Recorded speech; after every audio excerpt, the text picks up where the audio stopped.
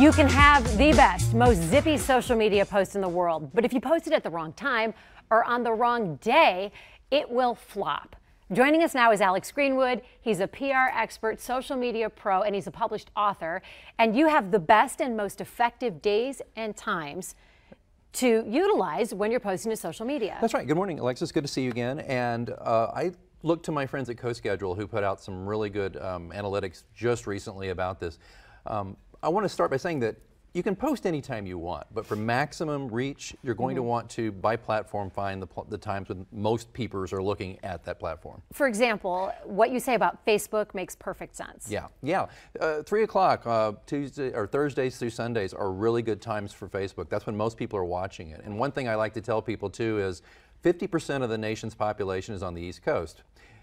You add in the Midwest where we are, that's about 75%. So if you want to post these times, or East Coast time and Central time are the best. Do you think 3 o'clock is a good time during the week because that's when all the parents are waiting in line at the pickup? I think it is. And they're just scrolling through their feed at 3 to 3:15? Well, it's funny too because on Twitter, the best day of the week is Wednesday between 5 and 6 o'clock, which is during the commute. And you know, Alexis, I pray they're not driving and looking at Twitter. I hope they're on the bus or on the trolley or. Well, if you're talking about how the maximum reach is East Coast, that would be when people are on public transportation. There you go. On the East Coast, so that would make sense. Pinterest is the interesting one too. Yeah. Pinterest basically, it's mostly comprised of females, about 80%, and their best time for posting and engagement is around 8 o'clock on a Saturday night. 8 o'clock on a Saturday night. That makes sense. Well, my wife tells me, that's when we're unwinding and you're just like, I was going to go out, but no, I'm not going to go out. These pajamas look pretty good. Well, and Pinterest is such a rabbit hole to go into anyway. And never post during the day when people are at work. People don't have time for it during the day, or if they do, they're going to probably lose their job. So. Well, you can't rationalize why you're on Pinterest to your boss. Exactly. You can rationalize why you have Facebook up and Twitter up at work. Totally. Alex, why is it important to be consistent when you're posting? I mean, do I have to post for maximum reach at the same time every day? As a rule of thumb, I'd recommend you do. People, particularly if you start having really good levels of engagement, well, that's your cue that's what the people like your content and they like the time you're posting it and they look forward to it. LinkedIn, for example, is an interesting one for businesses and white-collar professionals in particular.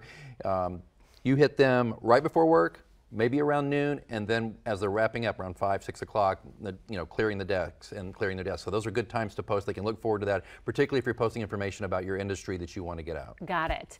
What's your favorite tool to use to schedule posts in advance? Yeah, because not everybody has time to constantly be posting and looking at all these different times. So I like things like Hootsuite.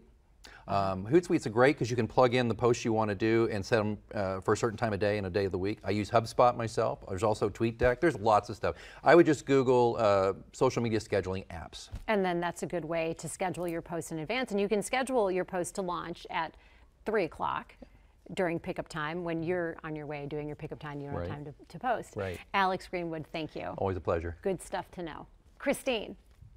Quick question, if that is doable. When you're posting on social media, is there a certain way you should configure your post? Sometimes I try to do like caps in the first line with like a couple words and then the post, and then sometimes I just do the whole post. What's going to get everyone's attention? The thing that'll get people's attention the most is using visuals.